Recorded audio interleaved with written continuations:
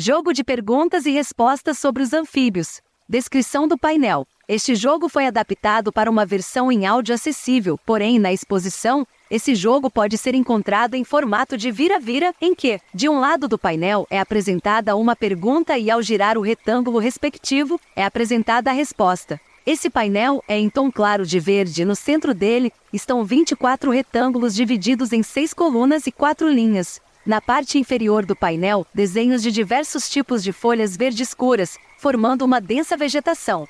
Xixi de sapo pode causar cobreiro, herpes ou cegueira. Falso. Os sapos podem urinar para se defender, mas o contato com a nossa pele não causa alergias nem doenças. Também não há comprovação científica de que o contato com os olhos possa causar cegueira. Perereca gruda na nossa mão e não solta mais?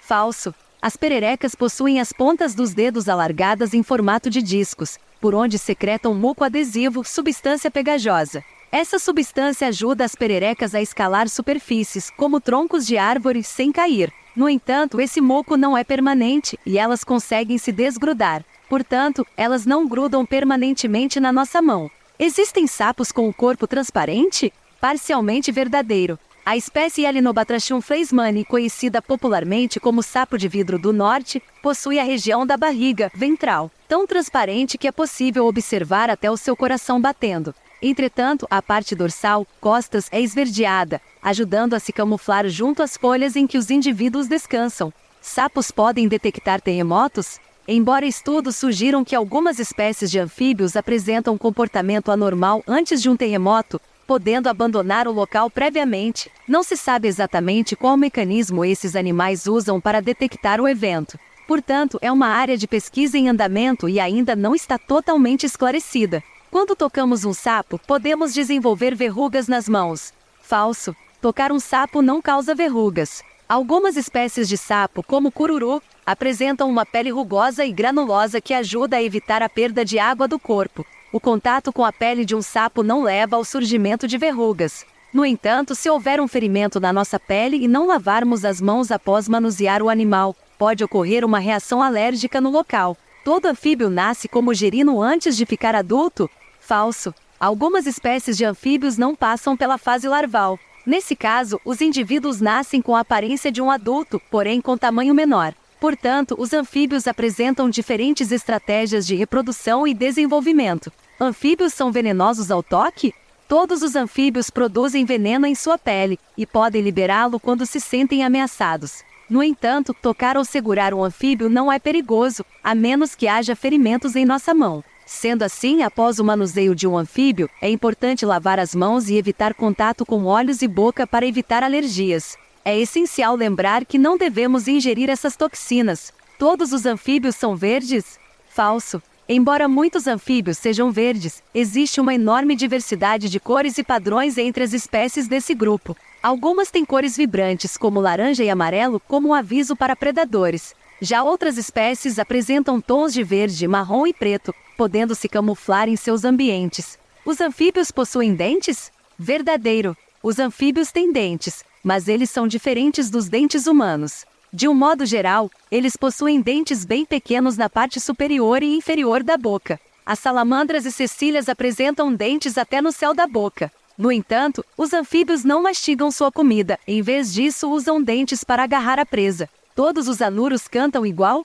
Falso. Cada espécie de anuro tem seu próprio canto característico. Porém, dentro da mesma espécie pode haver diferentes tipos de cantos que desempenham diversas funções sociais, como atração de fêmeas, defesa de território ou sinalização de perigo. As sinfonias são variadas. O sapo é o macho e a rã é a fêmea? Falso. Embora os termos sapo e rã sejam usados para descrever diferentes grupos de anuros, eles não indicam necessariamente o gênero ou sexo do animal. São classificações didáticas baseadas em características relacionadas ao estilo de vida, como terrestre ou arborícola.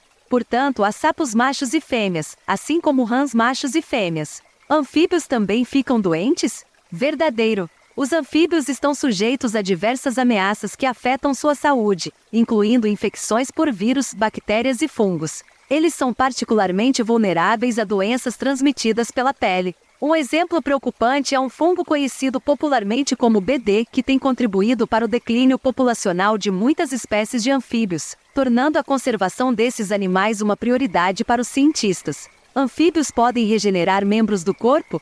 Verdadeiro. Salamandras e tritões têm a incrível capacidade de regenerar membros perdidos completamente. Durante o processo de regeneração, o membro cresce gradualmente, recriando estruturas como ossos, músculos e vasos sanguíneos. O axolote, uma famosa salamandra mexicana, é conhecido por regenerar até mesmo seus olhos. É ou não um superpoder? Anfíbios trocam de pele? Verdadeiro.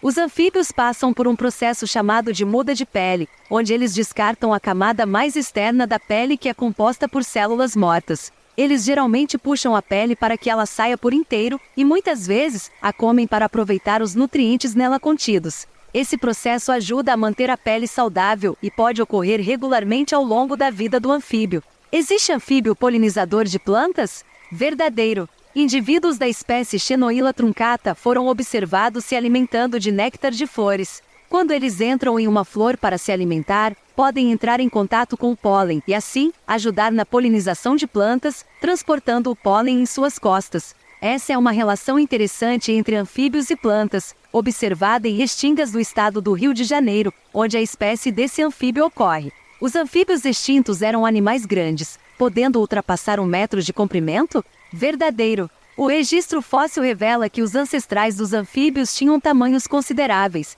podendo chegar a até 6 metros de comprimento. Embora a maioria das espécies de anfíbios atuais seja pequena, de 2 a 30 centímetros, a salamandra chinesa gigante, Andrias davidianus, é um exemplo notável, podendo atingir até 1,5 metros de comprimento. Sapo jorra leite que cega? Falso. A ideia de que sapos jorram leite que pode causar cegueira é mito. Os sapos não produzem leite como mamíferos, mas eles liberam substância tóxica de cor esbranquiçada em sua pele como mecanismo de defesa. Embora seja aconselhável lavar as mãos após o contato, não há comprovação científica de que essa substância possa causar cegueira. Porém, o contato com os olhos pode sim desencadear alergias. O veneno dos sapos pode ser usado como arma? Verdadeiro. Em algumas regiões, como na Amazônia, povos tradicionais indígenas utilizam o veneno presente na pele dos anfíbios para envenenar pontas de dardos e flechas para caçar. Por isso, essas espécies de anfíbios são conhecidas como sapos ponta de flecha. Esses sapos têm cores vibrantes como azul e amarelo que alertam sobre sua toxicidade. Jogar sal nos anfíbios pode matá-los? Verdadeiro. A maioria dos anfíbios respiram não apenas por meio dos pulmões, como outros vertebrados, mas também através da pele, que é fina, permeável e úmida. Quando expostos ao sal, eles perdem a umidade essencial da pele necessária para a respiração. O contato com o sal pode desidratá-los rapidamente, podendo ocasionar sua morte por asfixia e ou desidratação. Portanto, jogar sal em anfíbios é prejudicial e pode ser fatal para eles. Anfíbios podem cuidar dos seus filhotes? Verdadeiro. Alguns anfíbios mostram comportamento de cuidado parental, o que aumenta a probabilidade de sobrevivência de seus filhotes até a fase adulta. Esse comportamento pode se manifestar de diversas formas dependendo da espécie, como a proteção dos ovos e larvas pelos adultos, transporte dos ovos na gula dos machos de anuros, fêmeas que alimentam seus gerinos com ovos não fertilizados, dentre outros. Existem sapos voadores? Embora não voem propriamente como as aves, algumas espécies de anfíbios, especialmente pererecas arborícolas, têm a capacidade de planar durante sua locomoção pelo ar. Isso é possível devido às membranas entre os dedos das mãos e dos pés bem desenvolvidas, que lhes permitem planar e controlar sua queda enquanto se movem entre as árvores. Portanto, eles não voam, mas são capazes de realizar um tipo de deslocamento no ar. Sapos bebem água? Os anfíbios não bebem água da mesma forma que os humanos, ou seja, pela boca. Suas peles são altamente permeáveis, ocorrendo assim o processo de respiração e absorção de água por esse órgão. Quando estão desidratados, eles podem permanecer em contato com superfícies úmidas como folhas molhadas pela chuva, ou absorver a umidade do ar para obter a água de que precisam. Anfíbios conseguem movimentar seus olhos para dentro e para fora da órbita? Verdadeiro. Os anuros e os caudados têm a habilidade única de mover seus olhos para cima e para baixo em suas órbitas. Isso é possível devido a um músculo no assoalho ocular, que lhes permite retrair os olhos para dentro da boca. Esse movimento auxilia na deglutição do alimento, ou seja, ajudam a empurrar o alimento em direção ao estômago. Para esses animais, comer com os olhos é uma expressão real. Lamber sapo causa alucinação? Parcialmente verdadeiro. As toxinas de algumas espécies têm efeitos diversos no organismo quando ingeridas, desde uma simples irritação até o óbito em casos mais graves. As substâncias tóxicas podem causar alucinações auditivas e euforia em algumas situações, e sua ingestão é extremamente perigosa, podendo resultar em consequências irreversíveis. Além disso, no Brasil, os anfíbios são animais protegidos por lei. Assim, apanhá-los na natureza sem autorização legal é crime.